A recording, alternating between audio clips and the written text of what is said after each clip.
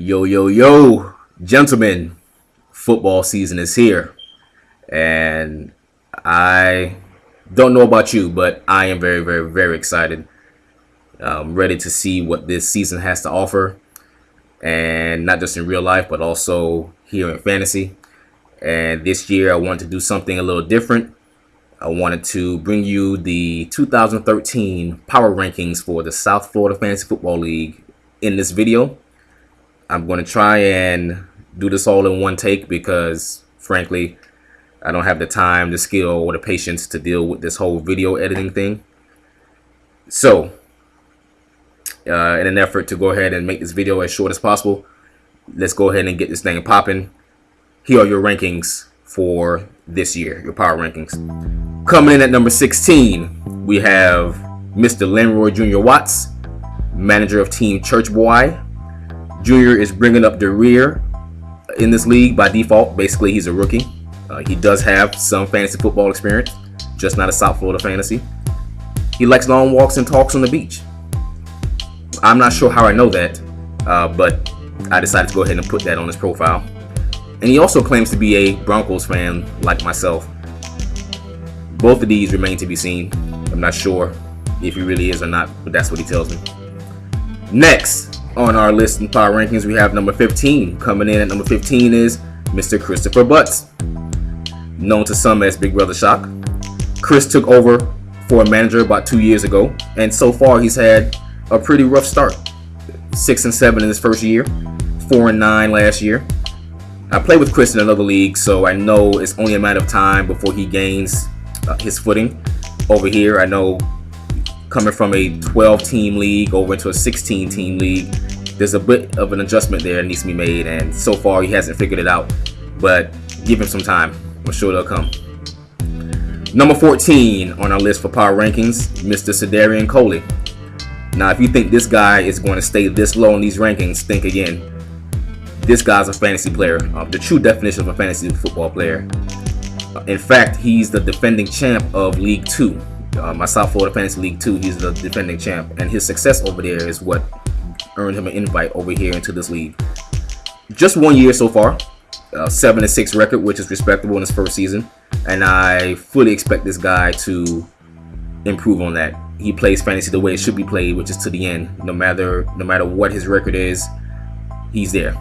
Never met the guy, but he's played in my leagues for years, several years. This year he's in the same division as I am, and it should make for some great competition. Looking forward to it, Mr. Coley. And at number 13, of all the managers in this league, this one disgusts me the most. And yes, I'm talking to you, Mr. Adrian Easterling. As you can see here, gentlemen, after 9 years of experience in South Florida fantasy, all Adrian has to show for it is a single playoff appearance, 1 in 9 years, and that's it. Oh well, he does have 49 wins, and yes, folks, that's about 5 wins a season, 6 if he's lucky. I'm disgusted with this manager. Why?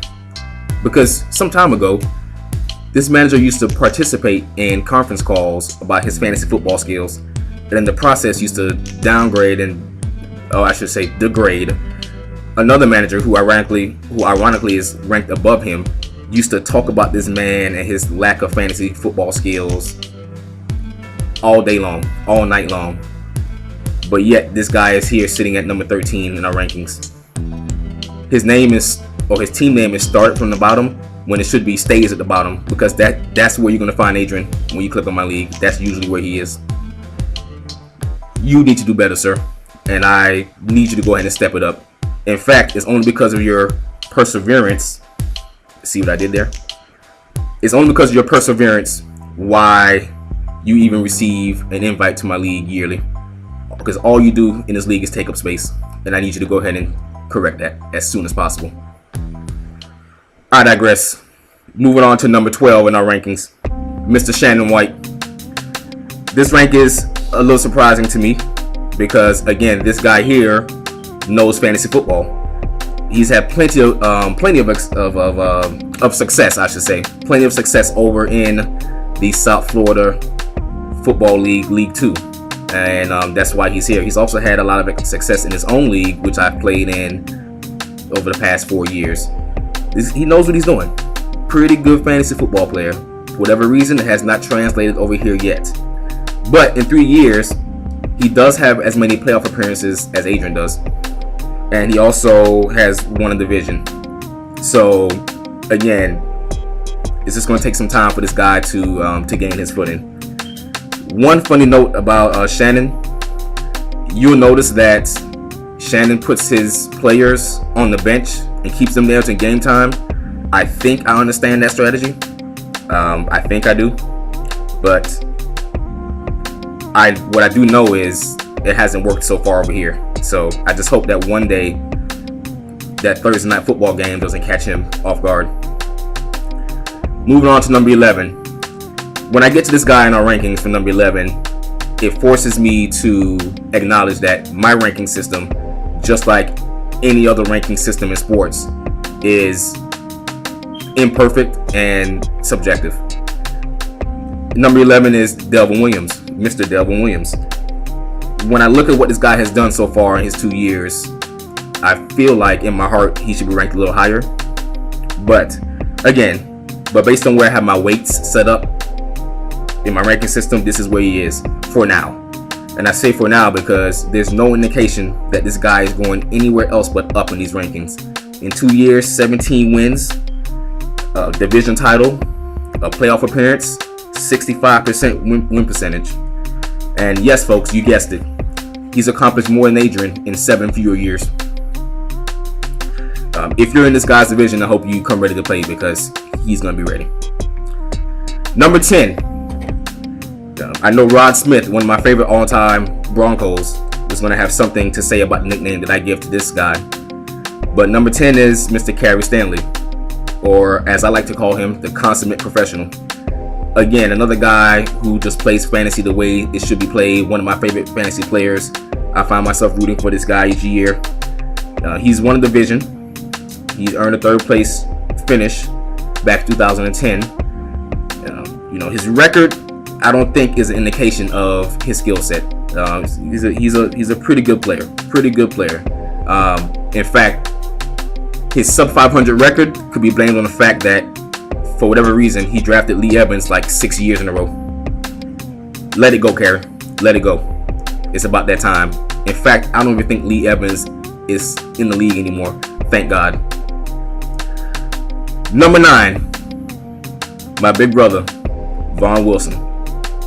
He's made some very, very unorthodox decisions in this league in the past, such as drafting the Baltimore Ravens defense in the 3rd round back in 2005. He's also decided to keep, at one point, Antonio Gates as a keeper player. Again, some crazy decisions, but somehow he still managed to be competitive most years. He does have a above 500 record, 3 playoff appearances, and a 3rd place trophy back in 04. And back in the time when, after Carey would draft Lee Evans, Vaughn would come back and later draft Terrence McGee. I can almost hear Chris Berman now, and I wonder how many of you all would get that reference. There's the doorbell. And we're back. That doorbell turned out to be something of a 3-hour interruption. But a good interruption. I'm not complaining. We're back at number 8. So you know how these fantasy football rankings work, right? There's a player that has a breakout season, and then that next year, the Yahoo and ESPN experts rank them in the top 10. And then that season, they implode or have a subpar year. And then the following year, they're back, but now they're ranked like number 25. So this is almost like a similar situation. So this guy is benefiting off of a breakout season. And so coming in at number 8 is James Archibald. So his first year, we saw him take his team to a 10-3 record, win his division, and make it to the championship game where he finished 2nd for the league. And all of that was good enough to land him at number 8 for this particular year. The question is, will he stay there? And at number 7, we have none other than Nacho Man. Yeah, I want to be a Nacho Man. Really, I don't want to, but this guy's pretty cool. He's one of the infamous conference call fantasy gurus, and he plays with tenacity each year. And he also keeps me on my toes as a commissioner, which I definitely appreciate him for. Not to mention his heated debates with another manager, James Hunt, that were classic heated exchanges some years ago. Hold on one second, just got a text. It's from Adrian. Adrian wants to know, how is it that Nacho is ranked so high above him and he only has 5 more wins overall? Well, Adrian, if you ever do make the playoffs a few more times and actually win your division and actually come within 12 points of winning a championship, then I'll have an answer for you. Until then, hey Notch, can you see Adrian from where you are? Because I definitely can't see him from where I am. Next, speaking of James Hunt, he comes in at number 6. This dude is a beast, plain and simple. In one 3-year span from 2009 to 2011, he won his division 3 straight times, made the playoffs 3 straight years, and played for the championship twice. Doesn't get much better than that. Finished second both times, but he ended up changing his name to King Turp, and I don't have a problem with that. Pretty good. This guy has the skills to pay the bills, and he has the vocabulary to make Nacho look stupid on these postings that they had years ago. Again, I miss those days. Coach, he brings it week in and week out, and I get a chance to meet him twice this year as we are in the same division. So again, looking forward to some great competition this year. Vaulting in at number 5, out of nowhere, is our defending champ, Eugene T. Glover Jr. His first year in the league was back in 2009, where he finished 4-9. In 2010, the manager who he took over for came back, and so he missed 2010. But since coming back in 2011, all he's done has been making the playoffs and winning championships. So again, the past 2 years, he's made the playoffs, and he capped off with a championship victory. This guy, he knows what he's doing. This guy knows what he's doing. He's as good as anyone. And make no mistake about it, he's going to be in contention each year, especially if he is keeping the players who I think he's going to keep. If those players stay healthy, look out. Look out, because I'm sure he's going to build a solid team around those 2 players. Just one bit of warning. If you ever talk to this guy, Eugene T. Glover Jr., whether it's on text, phone, Facebook, wherever, go ahead and limit your conversation to about 5 minutes with him. Just 5 minutes. If not, you run the risk of hearing how great of a pick Alfred Morris was no less than 17 times. Don't say I didn't warn you. Next, we're now moving into the top 4 and what some might call the Mount Rushmore of the South Florida Fantasy Football League. These 4 managers have combined for a total of 6 championships, 13 total trophies, and 21 playoff appearances. In other words, if you are planning on winning this league, at some point you're going to have to get through one or more of these top 4 managers in order to get to that promised land. Coming in at number 4, and to be honest, it should be 3B, but none other than Mr. John Jones. He's number 4. His claim to fame is the undefeated perfect season back in 2011, the first fantasy football undefeated season that I've seen with my own 2 eyes.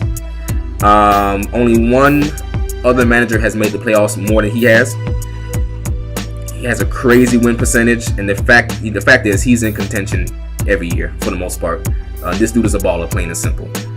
So again, if you are in this guy's division, I hope you have come prepared. I hope your research is done, and I hope that your managerial skills are up to par. Moving on to 3A, or number 3, my little brother Jerome Wilson. In short, this dude right here, he has this whole fantasy thing figured out. He's only one of 2 managers to have won both South Florida leagues, me being the other person, but he's the only one to have won both leagues in the same year. In fact, that year he also won Eugene Glover's league, and then later took the basketball league. So he ended up with 4 fantasy championships in that same year, which is insane. 4 playoff appearances in this league, 3 trophies, 75% efficiency rating. You know, combine that with the fact that he has the 2nd most wins in league history. You have yourself one hell of a fantasy football player. And he was pretty good in real life too.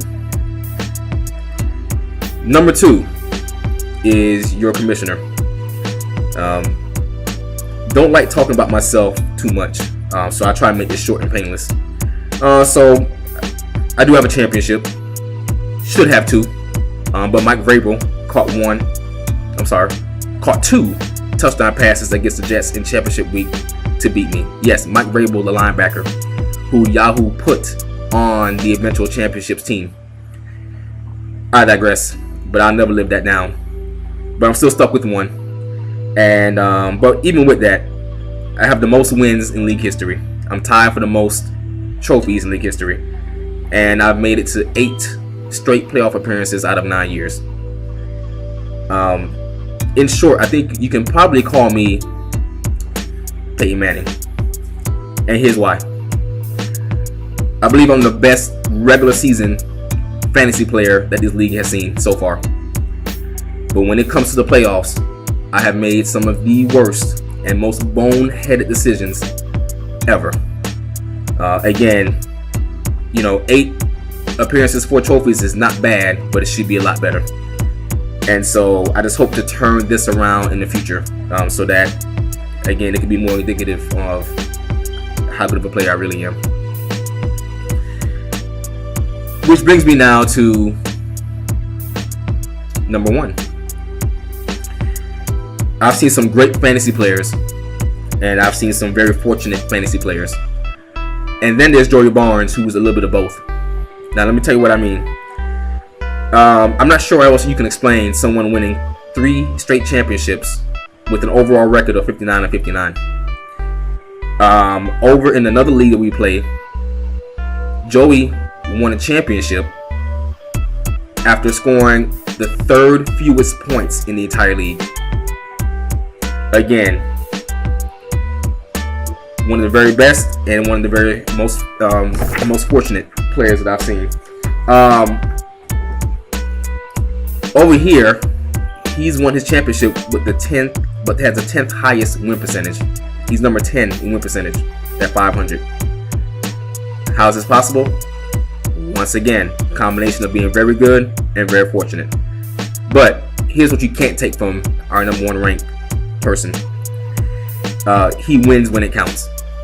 The opposite of me. He doesn't win in the regular season and then lose in the playoffs. He may stumble through the regular season, but when he's in the playoffs, he's favored to win. 4 playoff appearances, 4 trophies, 3 championships.